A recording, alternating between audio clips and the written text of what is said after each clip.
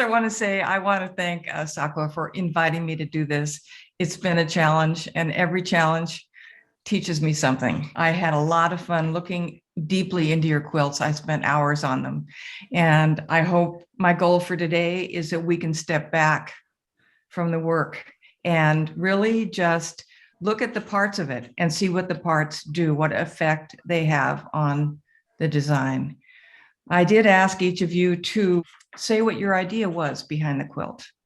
And we are working towards making artwork that fits our ideas. And sometimes parts of the piece that we make may not fit the idea. So that's the purpose of today, is to get at those things. I put these things up on a first slide because it's a general outline of what I'd like to talk about each of the quilts today.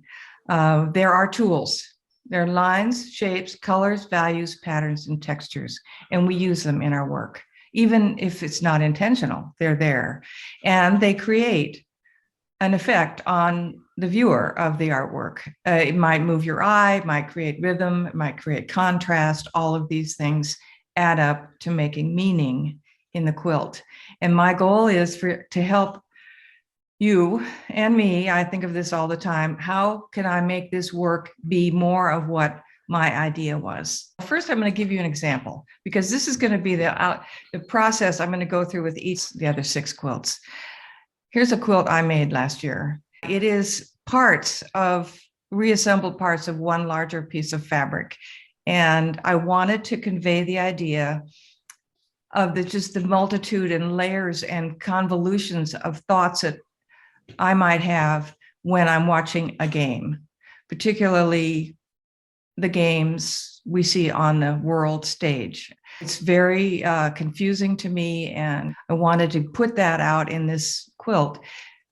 The first step is, what is in the quilt? I have lots of lines. There are shapes of lines all over, all different kinds of lines: rigid lines, organic lines, vertical, thick and thin lines. Some of the lines are so wide they've become shapes, and some of the lines create patterns. So it's all parts of it. It's only got 2 colors. It's a large rectangle that seems to be almost divided into 2 squares. What effect do these things have on the viewer? Do they fit my idea of what I wanted to come forward? I do think that the division of the patterning, creating 2 halves, gives a sense of the game board. The high contrast of the values gives it a sense of drama.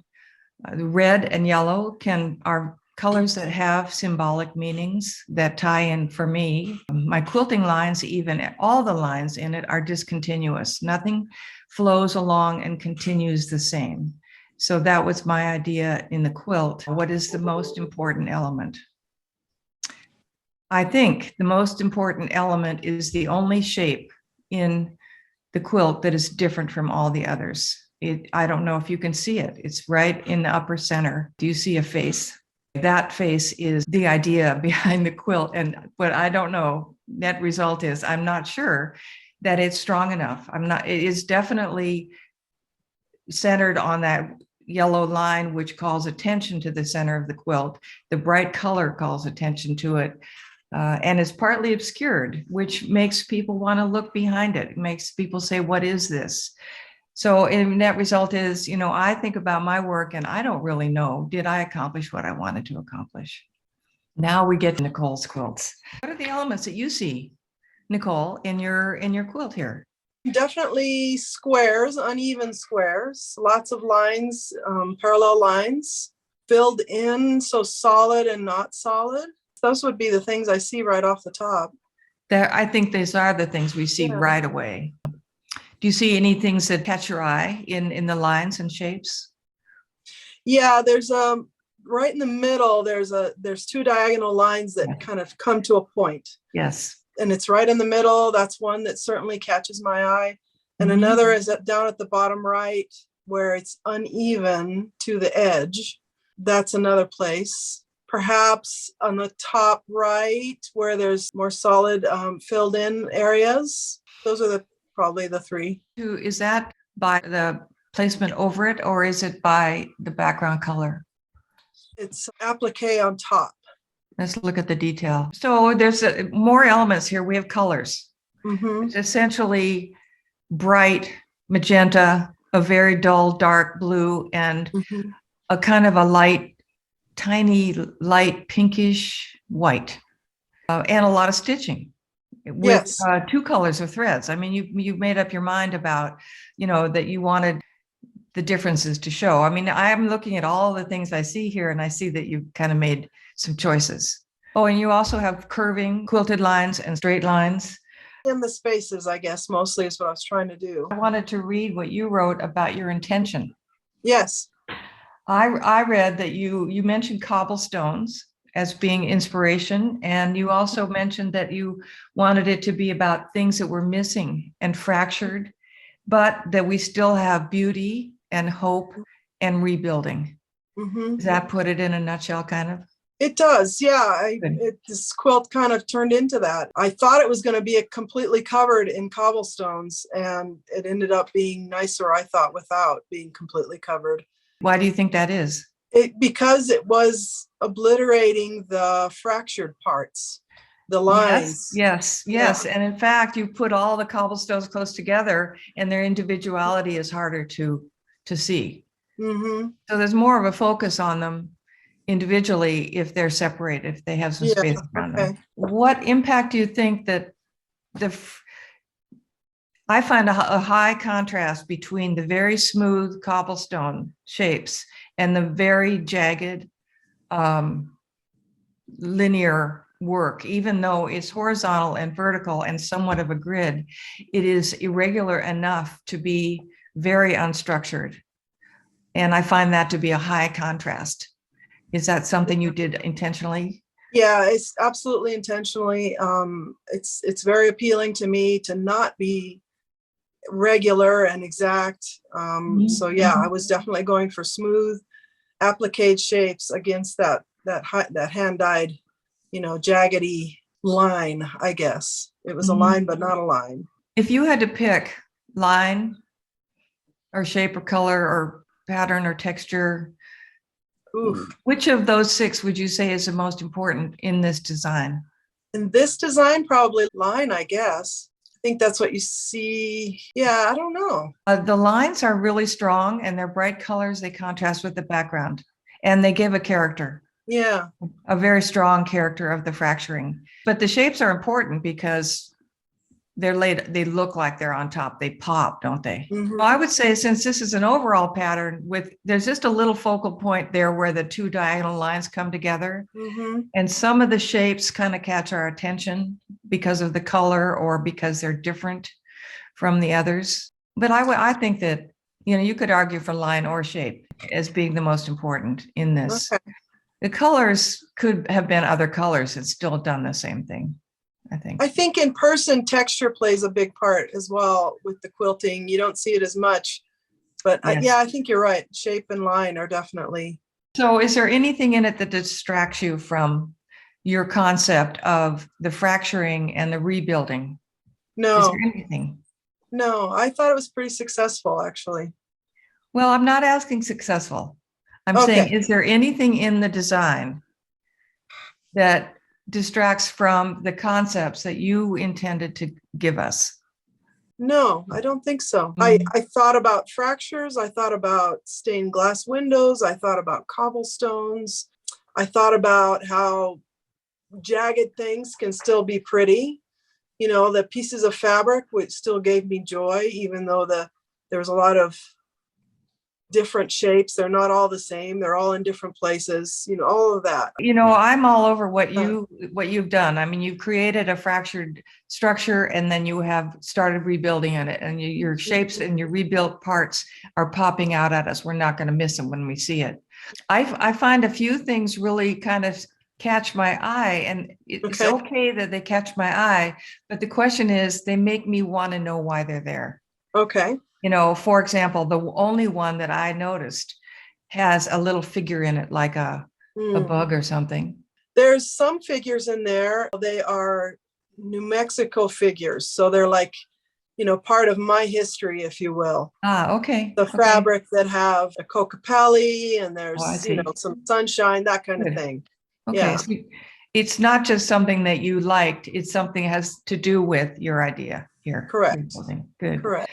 Well, basically, this is, in a way, it's hard to analyze a quilt that has such an evenly overall design. Okay. I mean, there's called, that's a type of balance where there's Okay. no single real strong focal point.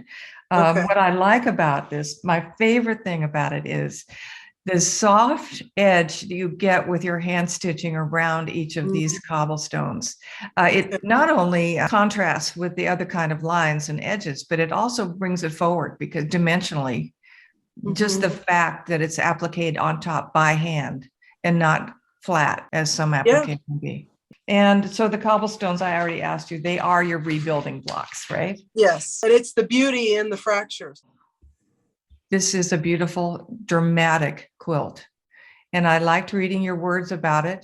Your intention here, I'm going to read what I got from your application, was to put the Baha'i prayer in an art form.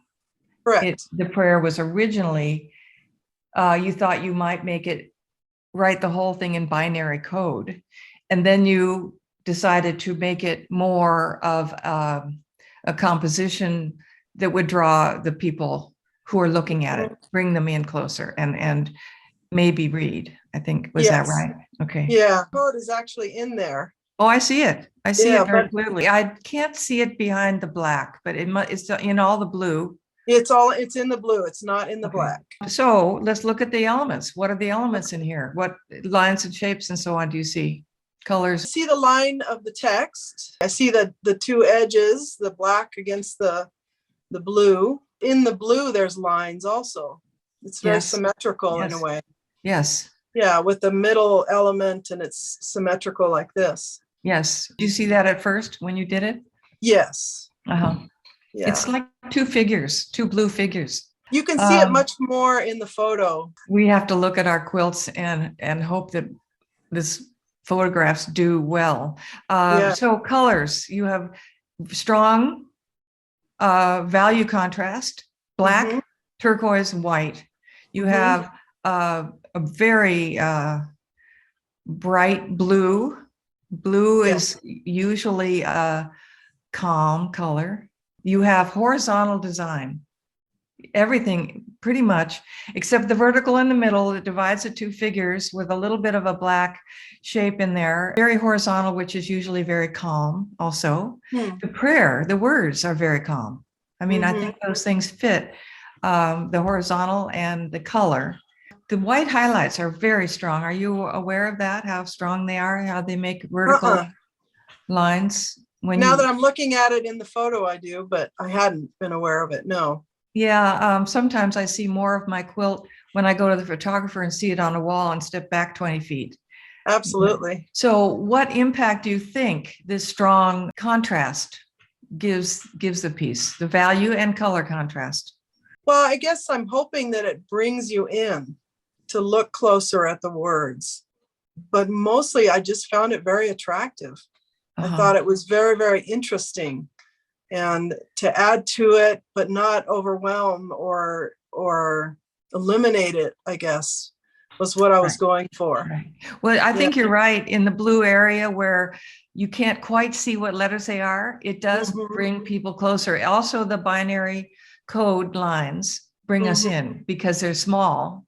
Yeah. And they follow the rhythm and the horizontal aspect of the piece, but they make you want to look closer and see what they are.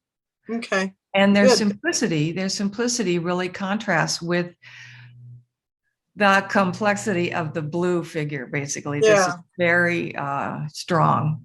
One of the things I like to comment is that the text that you use, the shape, the font, it's a shape that is soft and gentle and calm, which fits your theme. And they're also, the letters, instead of looking first like letters, they just kind of look, you picked a font and a size that makes them look like shapes all in a row. Okay. So it doesn't hit me first as a text. That was intentional as well. I was hoping that you want to come into that piece and look at it further. So if you had to pick one of the elements, line, shape, color, value, texture, pattern, what would you say is the one most important? Pattern, perhaps? Shape? Well, I'm you can like thinking justify about any that. answer to that Yeah. question, by the way. There's Yeah. about 6 right answers to that Yeah. question. I think the shapes create a pattern Okay. would be a good answer to that question, Okay. because all of the letters are shapes and they create a horizontal pattern. The shape of your blue figures impact and create a horizontal pattern. The color Yeah. is really important, but I think the same thing could have happened to the drama of the piece with other colors. Did you pick blue on purpose as a symbolic color? No, it was a piece of fabric that I had dyed and loved it and thought it might work for this idea. And yeah, no, it wasn't necessarily an intentional pick. For me, it works together. I can take all the parts together and say, I see why she did this. But I do feel there's a conflict between the agitation of the blue that looks like water and the calm words, the calm layout, the calm or patterning. I feel like there is something not entirely calm about it all. That's okay. all. And but I did want to say that my favorite part of it is the choice of your lettering. I love the letters, and I do. You're putting the overlay of tulle, making us just see a subtle value change in the letter, instead of real, knock us out. And then you accentuated it with that blue. I think that might be the quilting line. Is it? Yes. Turquoise? Yeah, I like that. I liked your choice of the font for the words. Oh, good. Thank you. Good. You had a couple other questions. You asked in that submission form. Yeah. If you say that you work intuitively and you want to know if you should plan more. Yeah. And I have an answer for that. Okay. They are not opposites. They are not opposite. You can use your intuition to guide your planning. Okay. Yeah, Really, that's about what truly. I do. Yeah. And I like to put things together, and sometimes putting them together with less thinking works okay. But sometimes, especially if you're working in any kind of a scale, you have to be able to change your mind. Otherwise, I would leave a piece in there, or I would leave a color in there because it's too hard to take it out. You see what I'm saying? Yeah, so I want to have, some idea of scale and some idea of, the mood and what I want to contribute to the piece before I start choosing fabric. Okay. Yeah. Okay. Was there another question? Let me see. Oh, going forward, how do I improve? I love that question, because we're all asking ourselves the same thing. I would just say make more quilts. Really, really, really make more quilts. And each quilt that you make, try to make it say what you want it to say, not the materials you're using create something happening that you didn't necessarily mean. Try to direct your designs to making them say what you want to say. And I do that all the time when I make a quilt. I'm trying to decide if I'm going to do this or that. Well, then I say, well, what effect would that have on the whole scheme? Would it make it help my idea, or would it get in the way? And to figure that out, you do it by doing it, or just sometimes I audition things on the wall. I might put it up and pin it. My hand-dyed fabric is precious. I'm not going to cut it all out, and then I don't ever have it again. So I have to fold and pin, and sometimes I take pictures. I do a lot of auditioning, but the main thing I really want you to do is, when you're doing it, what you're doing, what you decide to do, I want you to enjoy the process of it. There's parts of quilting that we do. Sometimes we're in the mood to work really, really tiny, fine. But if you want to work really, really big this week or this month or this year, or if you want to paint instead of stitching, or you want to glue instead of piecing, use a process that you feel like doing at the time that you're doing it. Yeah. Yeah, that probably shows in the work. Well, no, I'm not saying it shows at all. It's my advice to everybody. That if you're enjoying it, that shows in the work. Yeah, that will show through. Yes, it will. Yeah. And the main thing is, you have an idea, and you are the person that has to say whether or not it became the idea. Okay. If a juror doesn't take in a show, that doesn't have anything to do with whether or not it fits your idea. Do you see? So that this is not what we're talking about today. Yeah. Of course. I think we have to move on. Oh, thank you so very much. You asked some good questions, and I hope I answer them as we go through looking at the elements of design in your quilt. First, you said that your intention in this piece called The Barn is to convey the summer sky late in the day. You also said you worked from someone else's photograph. Yes.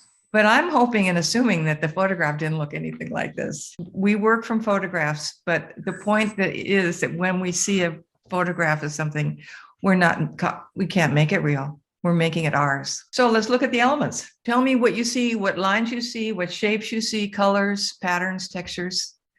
Just pick them out. We're not going to say what they do yet. I think there's a lot of texture in the whole piece. I see a lot of lines in vertical lines, and kind of the sky is not vertical or horizontal, it's diagonal. Yes. And then the horizontal lines in the ground, lots of colors, the greens on the bottom, the pinks in the sky, and the yellows, and the yellow is reflected in the barn. Barn roof is reflected in the sky a little bit, the coloring of it. You have lots of patterning everywhere. Every single line has a pattern in it. Mm-hmm. And well, maybe some of the greens don't. I can't see. Let's look at the detail here. So the question is now, what do the lines do for the design? What do the lines and shapes? I have no idea. Well, you have shapes that have created your subject matter. Right. The barn is a series of rectangles and triangles. The Right. diagonal line of the roof of the barn separates the barn from the sky in a very dramatic and clear way. The two large shapes is it one barn or two? It looks like two barns to me, but they could be linked up. I think it's a barn and a shed. Anyway, you got two rectilinear structural blocks on the right. And one of your questions was that all right if I have them set off to the side instead of being in the middle, or I don't remember exactly what your question was, but I think the way you set the barns tells us what's important in this picture, and it's not the barns, it's the sky. Don't you think? Yeah, when I first finished or almost finished it, the sky was one piece of hand-dyed fabric, and it was very pale, and it didn't look good to me at all. And that was when I cut up another piece of hand-dyed fabric to overlay it on top of the other one. And that made the piece for me. Is when So there's an overlay over a colored piece of a dyed. Yes, yes. Overlay of clear. It's an overlay of those diamond shapes overlaying on top of this other piece of fabric that was just kind of nothing. It was a blah. It was all kind of pinky. Well, in any case, your composition setting this barns off to one side effectively makes the sky the subject to me. Yeah. The other thing that the colors, of course, are attractive to the eye. Warm colors, the colors of the sunset. Your lines, all your horizontal lines in the ground, they go backwards and they get darker. They give us a sense of distance. The barns stand in the foreground because they're brighter color and they're big blocky contrasts. And the sky stands out most of all, even though it's behind everything, because it's a different style of patterning. It's the only one in the whole piece that has smooth blended colors and not particular fine, detailed, printed designs. So that is what makes the sky stand out too. I think your goal was to make the sky be about the sky, and you accomplished that. I think if you had to pick out what is the most important element in your design, what would you say? Line and shape, I think. Yes, I agree. Yeah. I think like in the sky, the lines are creating shapes. They're creating all those trapezoids or whatever they are, the diagonal shapes. They are so different for a kind of a sky that they attract our attention. That's why I think it's the shapes in the sky are the most important element. And I think you accomplished are getting our attention with that. You also accomplished dramatic interest in it by making it an unusual sky. The sky in your picture is not like that, right? Hardly even see any sky in the picture. A couple of things I want to say. You've obviously succeeded in getting our attention to the sky. You have that red roof with all the interesting texture in it and the nice curvilinear shape to the roof. That could distract us, but I don't think it does. I think the fact that it's right in the middle, it just gives a solid place for the eye to rest, and then we can see the whole composition. The other thing that is interesting to me is there's only one very dark place in the composition, and that's a window on the right, the lower right. Everything else is medium to light value. There's some greens, but those are also medium colored greens. But you got something almost black in that window. And it could be a focal point. It isn't taking me away from the sky, but what it does is it adds mystery. It makes me want to look in that window. It's one of the things I like about it. I love the sky. You're very daring sky. And I like the other elements, the way you placed them. I'm not entirely sure all of your thread work is appreciated. When you look at the piece, you can actually see the thread work better than you can in the photograph. I'm going to do a detail so everybody else can see it. Anyway, I think if you left out the trees and the weeds, it would still be the same meaning to the quilt. So my question is, you did that because you wanted to, you had reasons for doing it. Did the work and the hours you spent on this, did it add to the concept of your idea? Oh, maybe not. I don't know. The trees, I think, are necessary to pull your eye back down from the sky, but maybe the weeds are not. I don't know. It was something that was in the picture, only a lot more weeds were in the picture. There's always more weeds. There, yeah. So it also, to me, the way they kind of bend over toward the left, Yes. the picture follows the sky so that the wind is kind of blowing. There's a breeze blowing. Yes, I noticed that. Yeah. And so your weeds did accomplish something in the composition, right? Right. It right. added to the flow. And the weeds at the front barn are not blowing because they're up against the wall. The others are blowing because they're further away. And you're So- right, the trees do get our attention.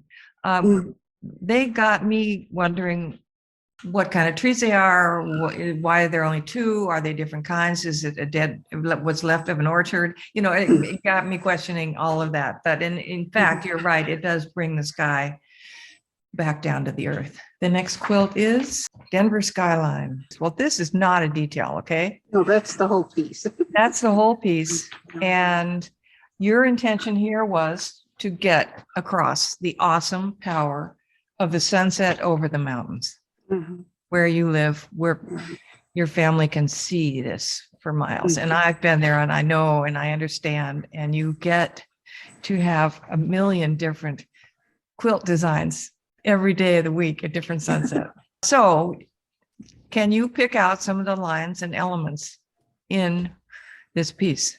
Well, there are vertical lines, there are horizontal lines, there are curved lines, there are straight lines. The sky in particular was important to me. I did this for my oldest son, and what was important to him was to have, he wanted the actual Denver skyline. That to me was not so important, but that's what he wanted. And of course, the mountains are not anywhere near that close to Denver proper. He sent me several photographs and I sort of combined them all together to make what was pleasing to me.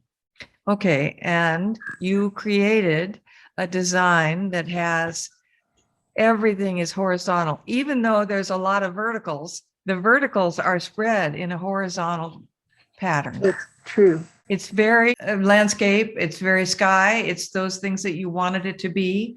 Do you see anything in the colors or values that stand out to you that might have helped your design be more of what you wanted it to be in the colors, the lines, or the shape, the values, the patterns, the textures? I'm going to just say that you did a lot of things in here besides just paint some buildings. You put all the details into the buildings to make us know they're buildings. They're not just silhouettes. They have windows, and some are bright and some are dark. And that goes with, you wanted it to be a night sky. I have to be honest with you. That's actually fabric that looks like that. I didn't didn't. put all those little teeny windows. What in. about the edges? The edges? I did do. I couldn't tell. Oh, there's just a tiny bit. I can see it must be a Yeah. color, kind of a gold paint or something on the edges. Yeah. Give it Well, a it's bright gold. highlight. It's gold thread. Yeah. This detail does show one of the other things that you did to make the mountains seem more dimensional is with your stitching lines. One thing I find distracting here in this detail is you never want to send anybody a picture of a detail with a wrinkle and threads on it. I find that vertical wrinkles happen between horizontal lines of stitching. You deal with it in one way or another. The most important thing about this? Actually, the buildings stand out the most to me, even though I was hoping the sky would, but the darkness of the buildings is what stands out to me in that front range of the mountains. The buildings are similar in value to the row of mountains, right? They're pretty dark, that purple row of mountains, but they're different. See, you've got a pattern on them, and they're different shapes. They're the only shapes that are rectilinear. They're not flowing. So everything else is flowing in nature, and your buildings are standing out. And I think they say, you know, what the quilt is about. The sky attracts all our eye, and the colors are beautiful.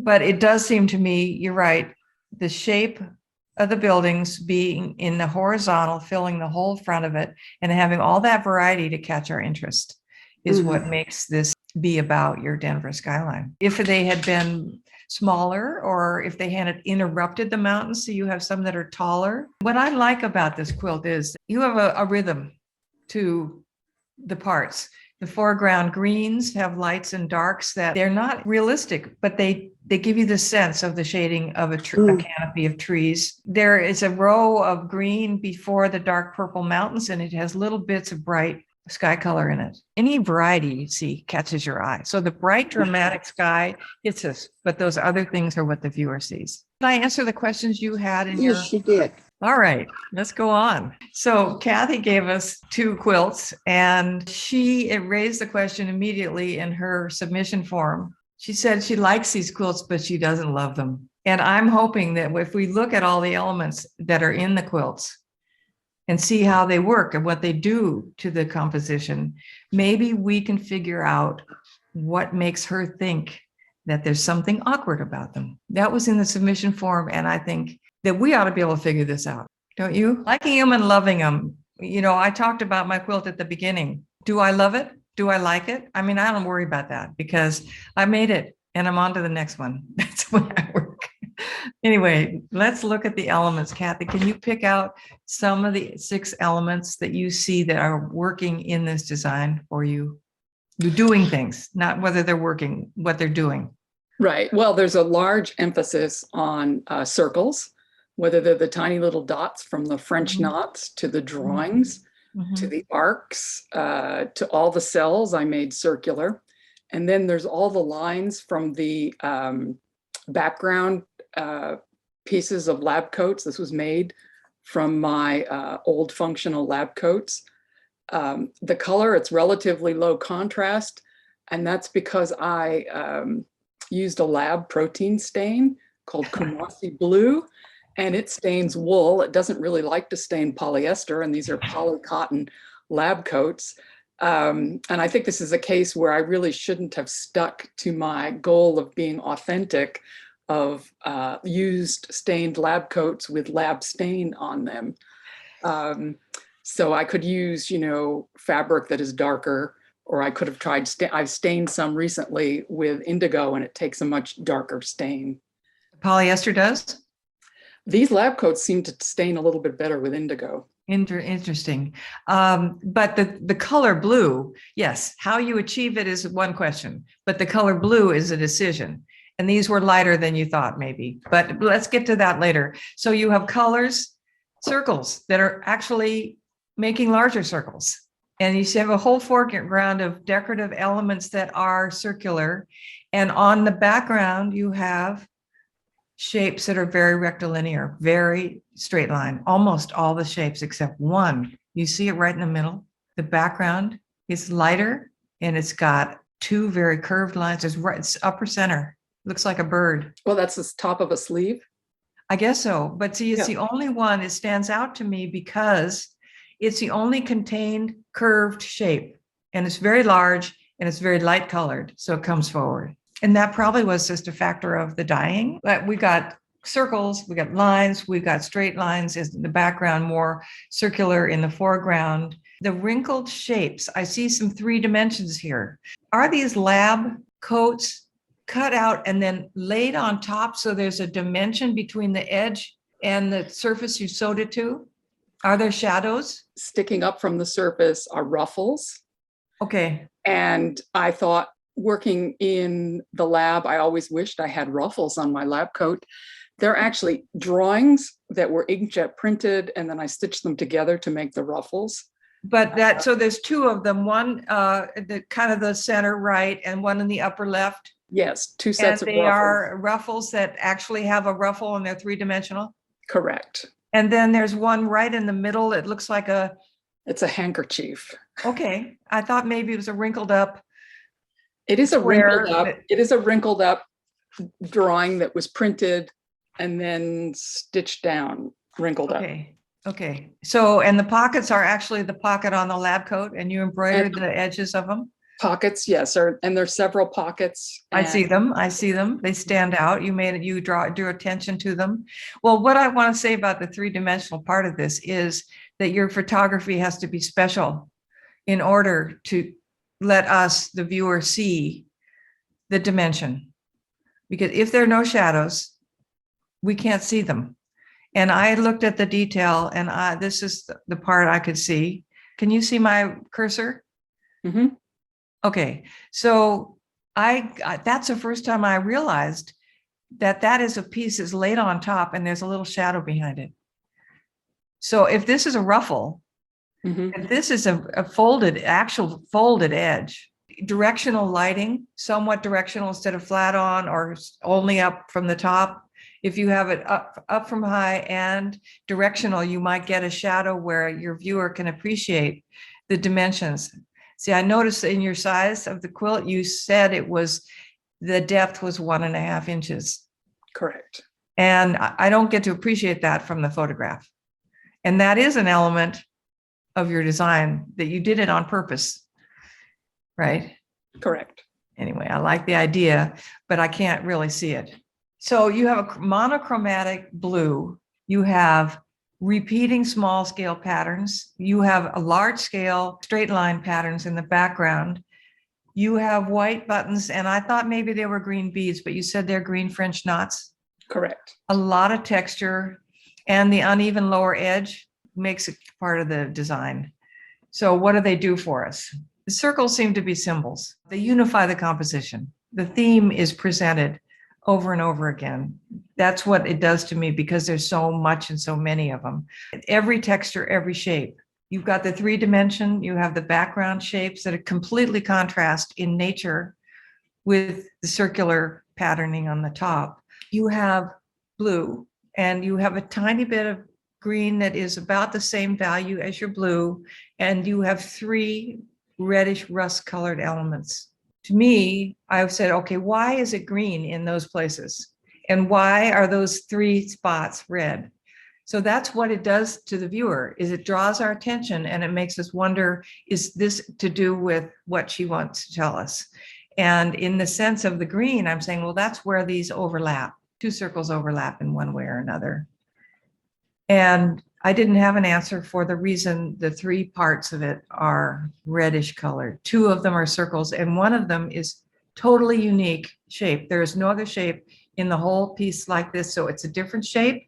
It's on a pocket in the foreground. It doesn't have any other overlapping patterning on it. And it's a different color. That accomplishes something for me. What it does for me, the viewer, is telling me that's what this is about. That's how you do this, is you make something clear to the viewer by using contrast. Use contrast of color, use contrast of shape. You know, I could go on and on about this. There is a lot in it, Kathy. We should ask you what you think is the most important element in this piece. Okay, agree that the pocket with the chromosomes, the pair of chromosomes, number 4 on the pocket, Okay. is the center. And I added 2 more elements of that color just so it wasn't by itself.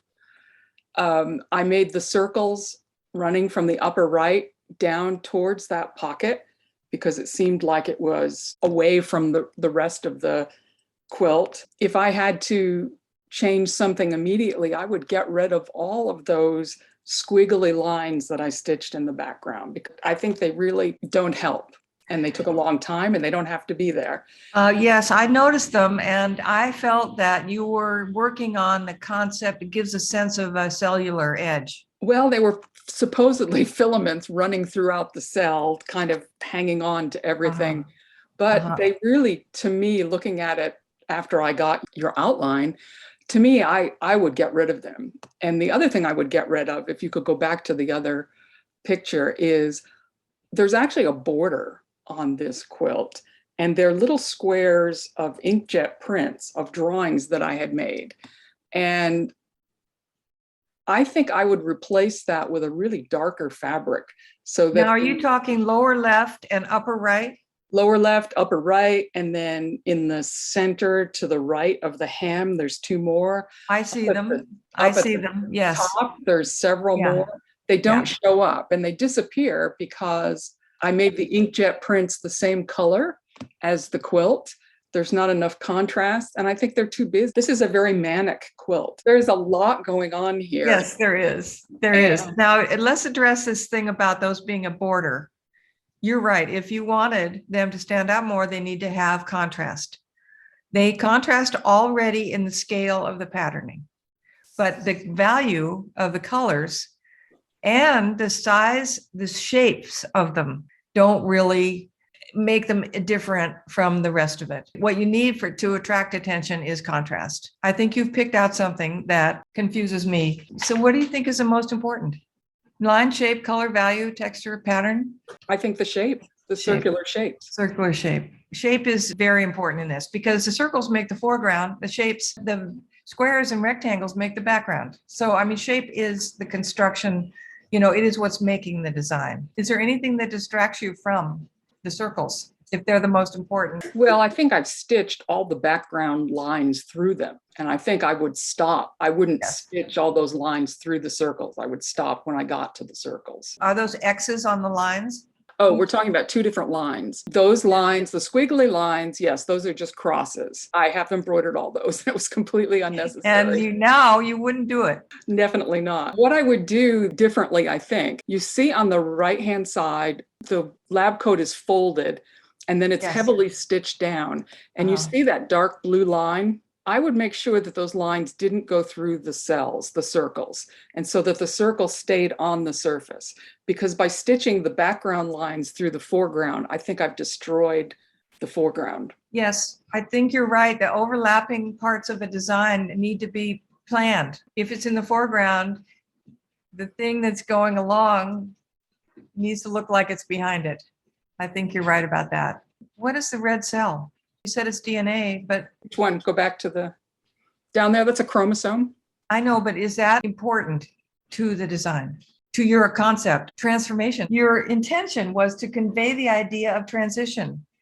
And Correct. I'm going to add the words from scientist to artist. Does that chromosome popping out in the lower left corner, does that add to your intention? I'm not certain. I think the whole process added to my intention because I had a blast making this. And so this was something that I thoroughly enjoyed doing, even though I didn't have any of the skills to do it. I just jumped in, I stitched down the lab coats and said, okay, now I'm going to draw on top of the lab coats. So, and then, okay, I stitched, now I drew. Oh, now I think I'm going to paint and I'm going to paint circles on top. So it does suffer from a lack of planning, but it certainly doesn't suffer from a lack of heart and feeling and Well, see, you put yourself in it. together. That's the whole point. Yes. And I think what I'm asking you is that little patch in the lower left corner, I it like looks like it was put on later. And it looks to me like this may be a transition, but you don't transition from one thing entirely to another. You still are you. And your interest in these things will always be there in one way or another, whether it comes out in an artistic form or you express it in a scientific way. So what I'm looking at that and saying it really stands out, but she wanted it there because for a reason. I like it. Yeah, that's what I'm saying. You like it. It gets to be there. Lower edge. I love the fact that that helps us know that this is close. It's just a little hint, a little clue. The buttons also help, I guess. I didn't see them right away. You wanted to know, what was the word you used? Awkward. Do you have any, you decided it's those lines, those wiggly lines that you would have left out. Is that right? I would leave out the wiggly lines. I would not make all those linear lines go through the cells. I would leave the cells on the surface, and I would darken the border. Well, I like the fact that you're calling them a border, even though it does, even if it doesn't actually fill up all the edges like some traditional borders do. Let's go to the next one, Kathy. I'm going to read your intent first. Kathy said that she wanted this to be a tribute, homage to a pioneering scientist in cell mitosis. You know, I can even remember back to high school biology. I can remember that word. And I get what you're trying to do here. And the fact that the next thing you said in your application was that you liked an earlier version that you did of this that was all black and white. And I think that's really a key kind of a statement, because the fact that this is a woodcut, I mean, your woodcut and the black and white illustration, that harks back to the old days before they had color illustrations and videos of all this cellular division and so on.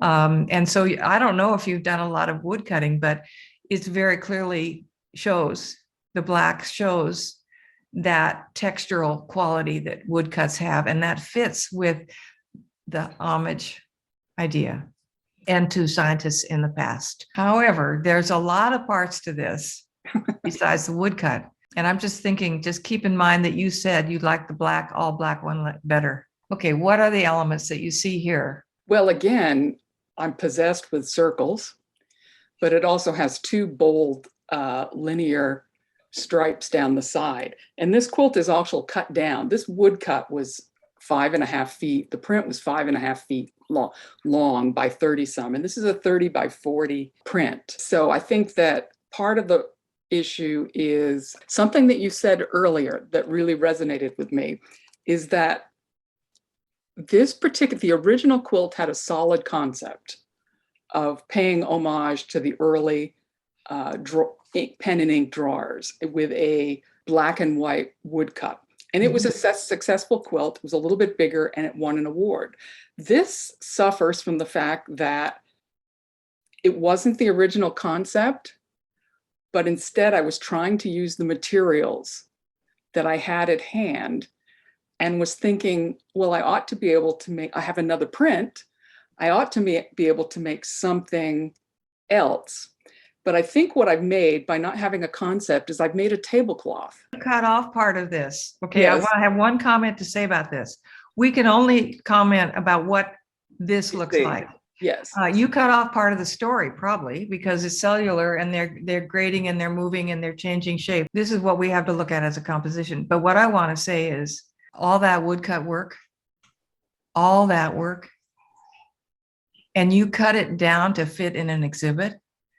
I can only think of one really good reason to cut a design and make it smaller or different shape is because changing the shape of it sticks with your idea, your initial idea. You know that. I mean, I made this in 2018. I don't think I would do it now, but I certainly didn't know any better then. Well, you had a reason to do it, but I'm just saying there are better reasons to cut something and change the shape. And that has to be, oh, I want this part of it to be in the middle. Or, you know, those kinds of design decisions can change the shapes of things. I mean, a lot of painters that would glue on more paper to the edge of it to make it bigger. You know, we can do that, but we have to have a design reason for doing it. So you've got interlocking circles, you've got spaces filled with dots, you have high value contrast. I would say the black and white is very, very strong. And then the rest of all the other colors are in the range of medium to light. So within the colored parts, the blues and the yellows and the oranges, they're all pretty much similar value. They're mostly cool colors too. I mean, even your violet is slightly cool. I was wondering if the blocks that you used to color them, if they leaned toward that direction or if that was a decision. These were Inktense blocks, and I had a choice of many colors. And so it would have to be naive intention. Do you feel like you decided what color you wanted to put there and that's what color you got? Or did the colors come out partly because of the way they work? No, the colors came out. I actually tested, I had a foot of fabric that I'd cut off. And so I could test what colors I was getting. And so I actually made these decisions. Mm-hmm. Okay. I can't Well, hide. does it give you a choice of having dark values when you use these blocks? Sure. You can get a very dark Mhm. if you want it. Okay. The circles are telling a story, and I see the story because you have caught my attention with the overlapping circles. However, the first thing I saw were the three in the lower front. They're larger, they're different from each other a little bit, and they're different from all the other ones up above. So to me, the way you're telling a story here is with the circles creating a shape and flowing from the top down closer to the viewer. And then the three in the front, I don't know what they are. But in any case, you have so much pattern and color behind those things that they aren't as maybe they're not doing the work of the design that you want. I'm not sure. I think the back competes terribly Yes. with the foreground. Yes. And what color is it that's really doing the competing? The yellow. Yes. Yeah, light, warm colors generally come forward in a composition. Now you can make it work differently because you can change the size or the shape of it or the placement of it. But what you have is all these yellow cells surrounding these other cells and their background. And I know their background because you put them behind. They are behind. So the placement helps me know their background. But visually, the impact of them is they come forward and I think they do a little more than compete with your overlapping, interlocking circles. You see, because you have this nice flowing design coming down. And also, what else competes? Can you see what else competes with your mitosis? Color or shape? Or... The edge, the black and white edge. Yes, that's true. It's so dramatic that I'm looking at it more than I'm looking at the middle for more than one reason. It has an interesting curve to it. It is not symmetrical on the top or the bottom or either side. It's not on the top or the bottom, but I mean, the top of the left side is different than the top of the right side.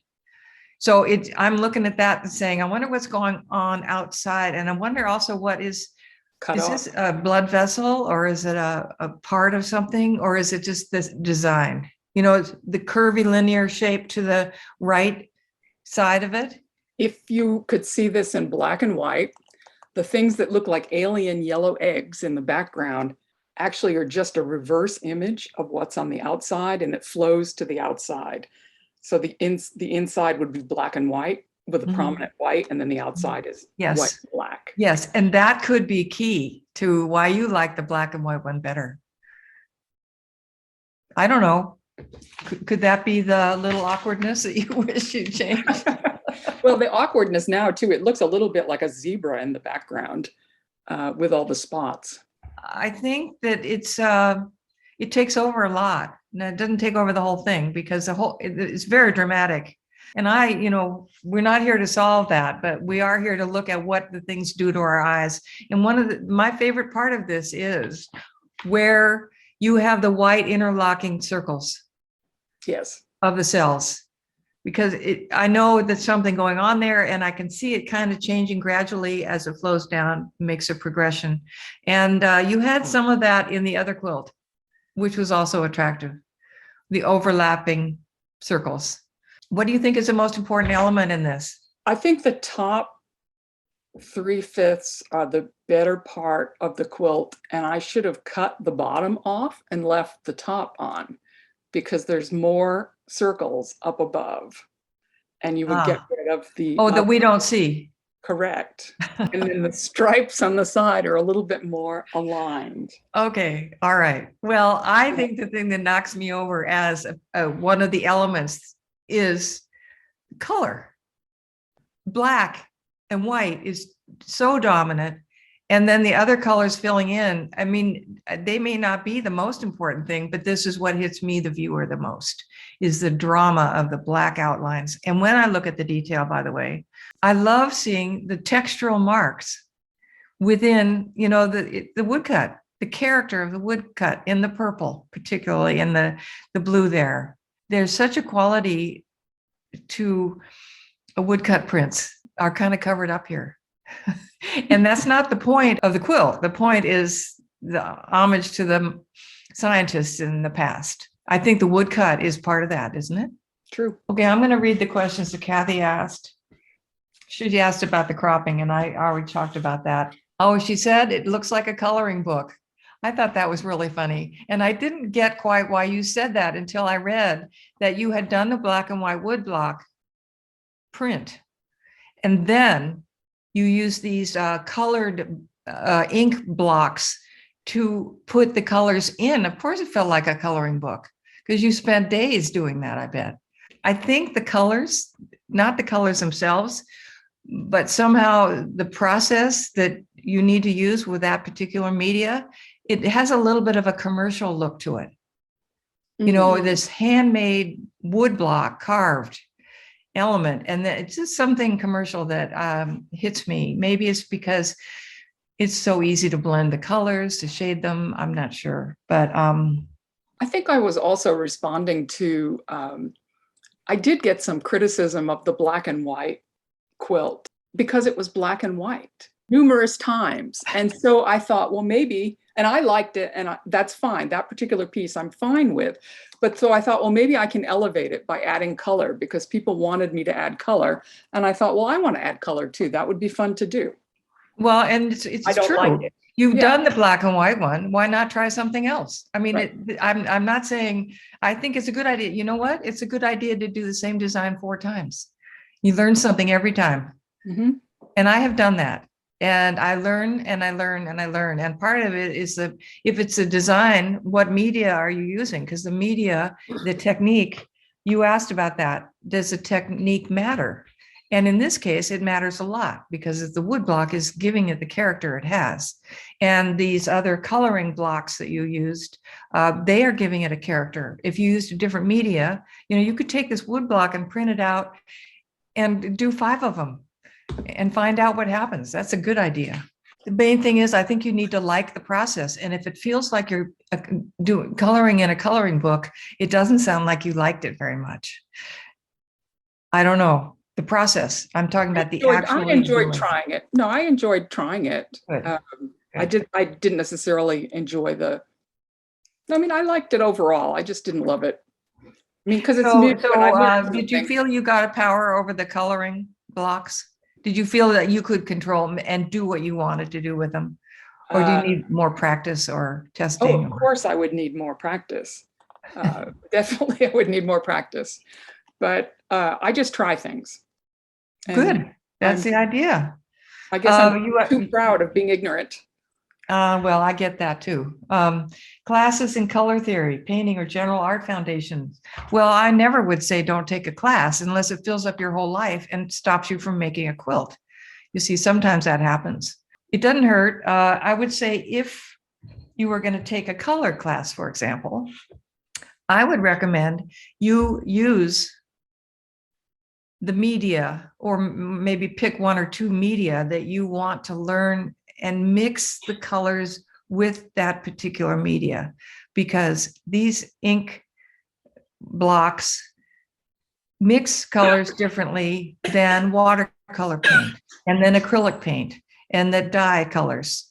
And some people are they're using colors of fabric and making a palette with mixing pieces of fabric. I mean, whatever your color theory work is, I think learning to actually make the colors you observe and want You can see it out there and make it, or you can imagine in your mind and you can make that color if you get control over the media. But see, they're also different. They mix differently. And I think that is a good thing, a good goal. Oh, thank you very much. Thank you guys all for being here. I learned so much every time we have one of these critiques, and I hope that you guys all got a lot out of this as well. I learned a lot. Dive into the work is so beneficial. Yeah. You know, when we go to a show, there's so much work that we can only give, 15 seconds to a minute to any one particular work. And even though this is online and it's not as good, of course, as being in person and seeing the work, just taking that minute to deep dive and have each, little things pointed out to the viewer is really, really helpful. So Yes. thank you guys all for participating.